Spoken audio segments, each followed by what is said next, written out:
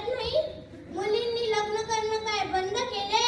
सर्वच मुली लग्न करून राहिल्या, पण कुठंतरी आमचा तरुण कमी पडत आहे. मुली चांगलं शिक्षण घेत आहे आणि आमचा तरुण मोबाईलच्या स्क्रीनवर झूम करू करू पोरी पाहत आहे.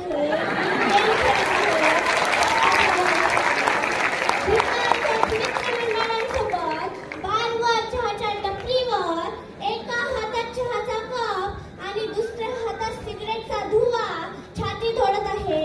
आणि मग कोण मुलगी तयार होईल या सुंदर गुल्ल्यासोबत लग्न करण्यासाठी?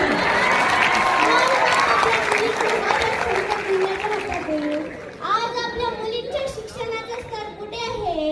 येणाऱ्या पुढील वर्षाच्या कार्यकाळात आपल्याला प्रत्येक ऑफिसच्या टेबलावर 90% मुलीच दिसणार आहे आणि हे याची भविष्यवाणी आहे.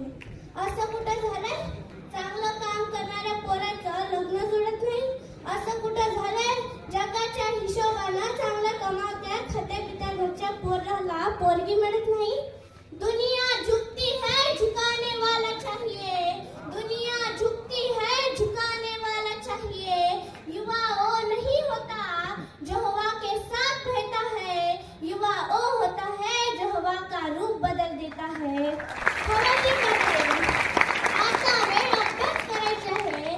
बापाने मुलाला मोबाईल घेण्यासाठी 25,000 दिले नाही म्हणून मुलाने गळफास लावून घेतला.